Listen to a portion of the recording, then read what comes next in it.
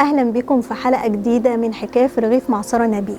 رغيفنا النهارده جواه ايه؟ الشده المستنصريه. حصلت في عهد المستنصر بالله اللي اتولد سنه 1029 ميلادي، وتولى الخلافه بعد وفاه ابوه وهو طفل صغير عنده 7 سنين وشهور.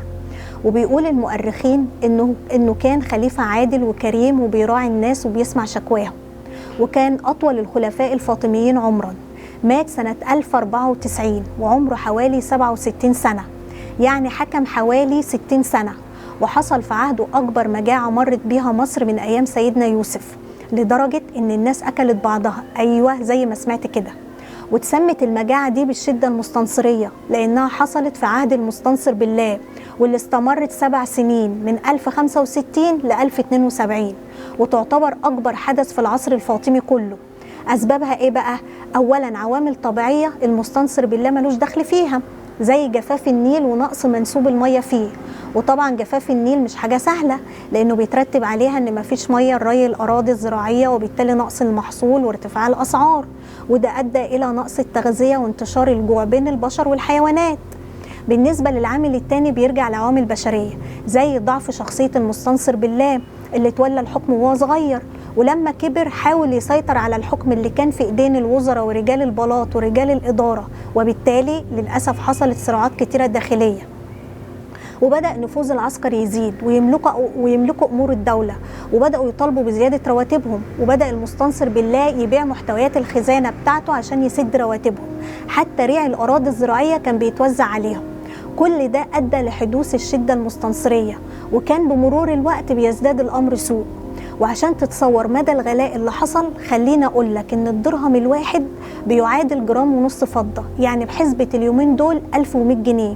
والدينار الذهبي بيعادل 4 جرام وربع ذهب، يعني تقريبا بأسعار اليومين دول 17850 جنيه. البيضة بقى ساعتها كانت بتتباع ب10 دراهم، يعني 11000 جنيه، ورغيف العيش ب14 درهم، يعني حوالي 15000 جنيه. تعالى للتقيلة، أردب القمح اتباع ب200 دينار ذهبي، ما تنساش إن الدينار قلنا ب17850 جنيه. شوف بقى الدنيا كانت عاملة ازاي، حتى الغني اللي كان معاه فلوس كان متخزوق برضه وبيعاني. وانتشر الجوع لدرجة إن الناس كانت بتقع ميتة في الطرق من قلة الأكل. وجثث الموتى كانوا بيعملوا فيها ايه بقى؟ يا اما الناس تسيبها مرميه في الشوارع فتتعفن وتتحلل عادي في مكانها، يا اما يرموها في مجرى النيل فتعفن الميه وتتلوث ميه الشرب. وكل ده ساعد على انتشار الامراض، وخصوصا مرض الطاعون. ومات ايامها ناس كتيره قوي. ولما كان حد يموت في بيت ما يعديش كام ساعه وكل اهل البيت يكونوا في عداد الموتى. في المجاعه دي مات حوالي تلت سكان مصر. بعد كده موضوع ان الناس تتخلص من الجثث ما عادش بيشغلهم، لانهم بدأوا ياكلوا جثث الموتى من قلة الاكل، لدرجة ان اللي كان بيموت له حد كان بيدفنه في السر وما يعرفش حد، لحسن يصبح يلاقي الجثة بقت في المطبخ وبيتعمل عليها شرب. والله زي ما بقولك كده. وبدأت تنتشر أعمال السرقة والنهب وقطع الطريق، وتعرض المسافرين للسرقة، حتى قصر الخلافة تعرض للسرقة، واستولوا على كل الأموال اللي فيه والذهب اللي فيه.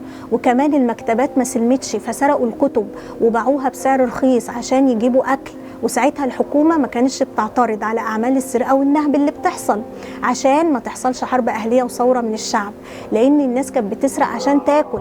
وانتشرت الفوضى، وعاشت الناس فترة من الذعر والرعب، مش عشان مش لاقيين الأكل وبس، لأ، دول كانوا كمان خايفين على نفسهم لحسن يتاكلوا. والله زي ما بقولك كده. الناس اتطورت للأسوأ من الجوع وقلة الأكل. فبعد ما أكلوا جثث الموتى من البني آدمين، بدأوا يخطفوا الناس من الشوارع ويذبحوهم وياكلوهم، لدرجة إن الجنود كانت بتستنى الستات ويخطفوهم بالخطاطيف، مش عشان يغتصبوهم معاذ الله، هم مش بتوع الكلام ده، لا، ده عشان يذبحوهم وياكلوا لحومهم. مش عارفة اشمعنى الستات، يبدو إن لحمهم ألذ. يا ريت اللي داق لحوم البشر يقول لنا في التعليقات مين ألذ.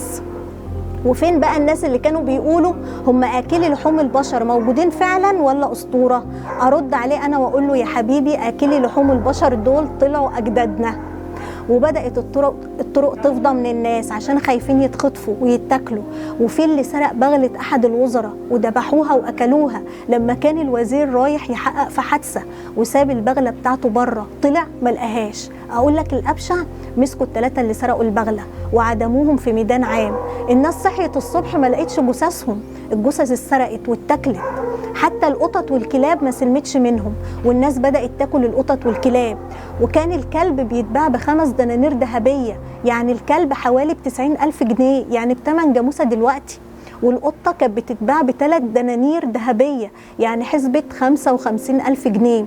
وزاد تدهور الاقتصاد، وزادت قوة العسكر، وزاد ضعف الخليفة أكتر وأكتر، وزادت الضرايب على الناس، فهرب ناس كتيرة من القاهرة وراحوا على بغداد. حتى أم الخليفة ونسائه سابوه سافروا لبغداد. وفي آخر عهد الخليفة المستنصر بالله، لما الأمور خلاص مش عارف يسيطر عليها وفلتت منه، بعت للوزير بدر الجمالي يلحقه وينقذ ما يمكن إنقاذه. ولما بدر الجمالي وصل للقاهرة اتولى الوزارة، وبدأ يقضي على عناصر الفتنة في البلد، ويقضي على جشع التجار وكبار الدولة وعناصر الشر والفساد، وبدأ يحفر الآبار ويراضي الفلاحين ويخفف الضرائب عنهم، وبدأ يرجع لهم الأراضي الزراعية، وبدأوا يزرعوا في أمان، وبدأت تستقر الأسعار في الأسواق وعاد الإنتاج. وبكده انتهت الشدة المستنصرية وانتهت حلقتنا النهاردة، وإلى اللقاء في رغيف آخر.